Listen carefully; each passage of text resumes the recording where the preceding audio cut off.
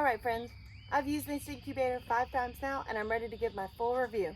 The very first time that I used this incubator, it was wildly unsuccessful, and I was ready to, but then I considered there was probably some user error, and there was probably some things I could have done better, like ensuring that my eggs had been stored properly before I started incubating, making sure that the temperature and humidity readout was correct, like the digital dial was telling me. So I bought a hydrometer slash thermometer. Not again. Can't do the interrupting rooster again. So I bought another hydrometer slash thermometer to put inside to get a second opinion on the temperature and humidity readout. And I realized that there was some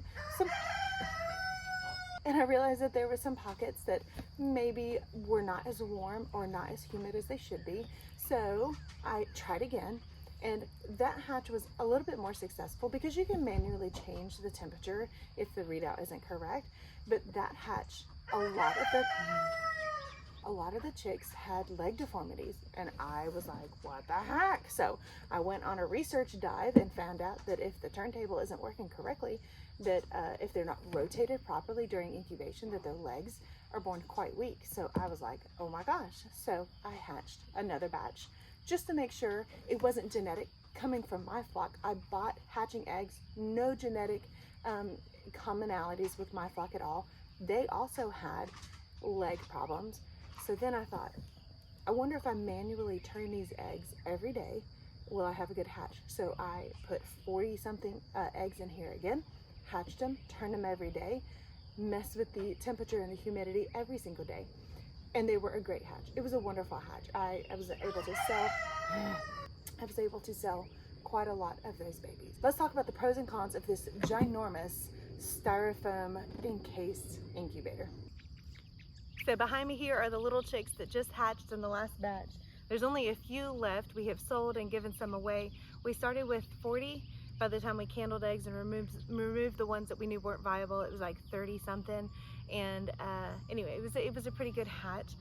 Now, let's talk about the pros and cons. And I'll give you a close-up of the birds in just a second because they are Favicana, Salmon Favarel, and Sultan crosses. Oh, they are so cute. The Sultans have their feathered feet and their big crowns already.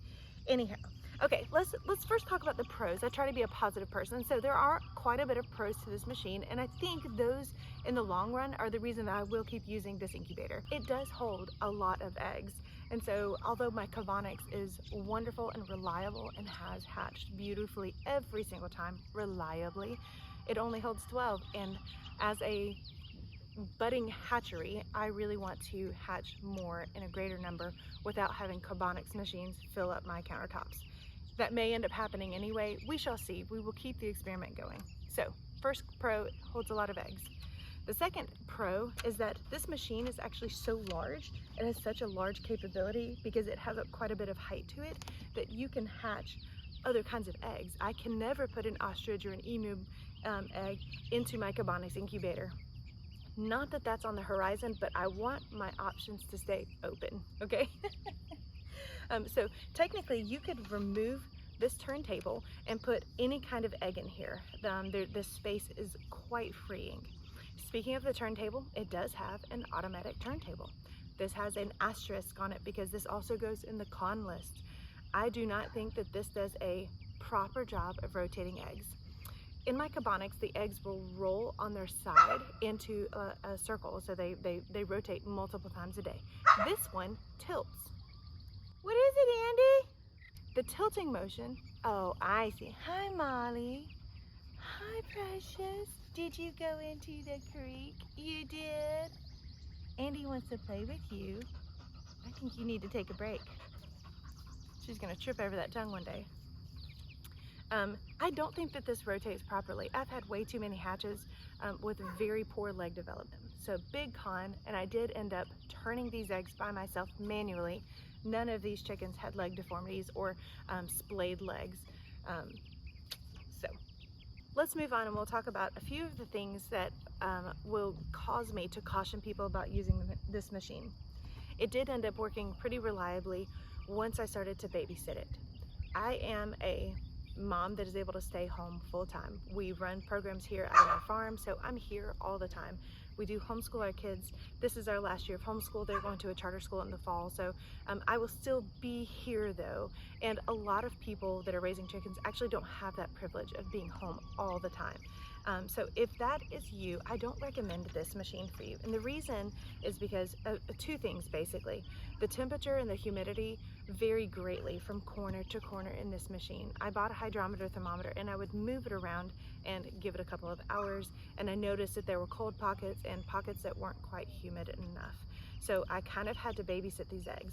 The best success I had was this last hatch because what I did was, instead of leaving eggs here, I would actually move them around to give them all a chance to have more of a consistent amount of heat and humidity. Heat and humidity, everything hinges on heat and humidity when it comes to raising or hatching chicks.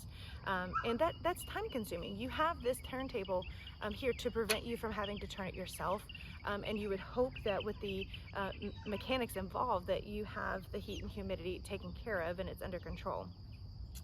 Unfortunately, it's a little bit unreliable. So I often found myself manually pushing on these buttons here to raise the temperature, lower the temperature. Sometimes it was way too low and way too high. So the heating element in here is really inconsistent, unfortunately.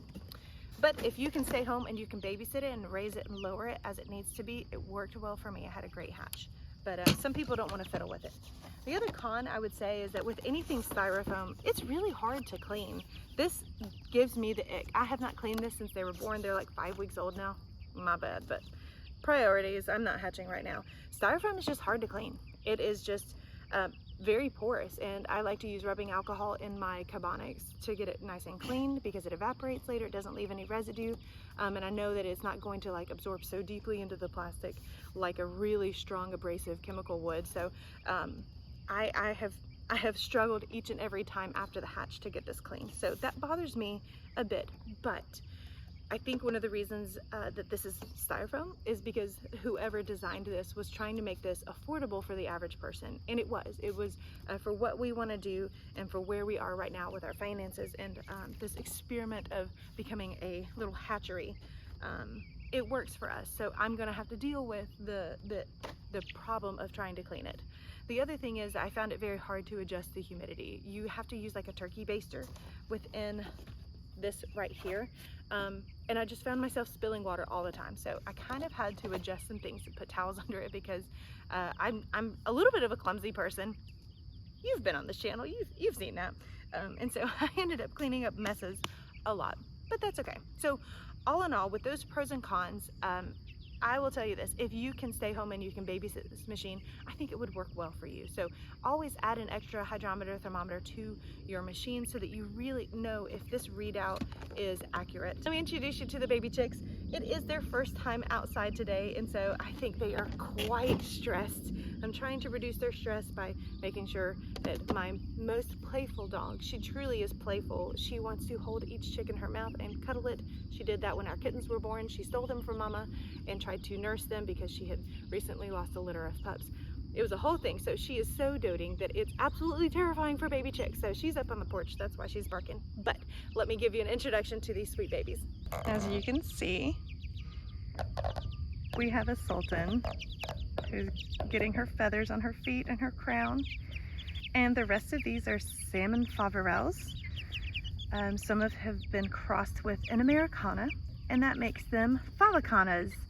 It is an unrecognized breed. It's not an official breed. It is a hybrid, and we will be getting beautiful green eggs from these babies. Americanas donate a blue egg gene, and salmon faverels will give you a brown egg. And because of color theory and genetics, when you cross a brown egg layer with a blue egg layer, you get a green egg. So we've got a few olive eggers in here. Oh, I can't wait to see their colors as they continue to grow and develop. I'm obsessed with the feet. Almost all of them have 5 toes and feathered feet.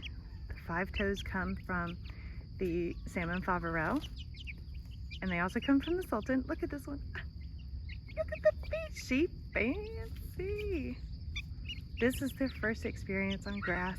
It looks like they're really enjoying it.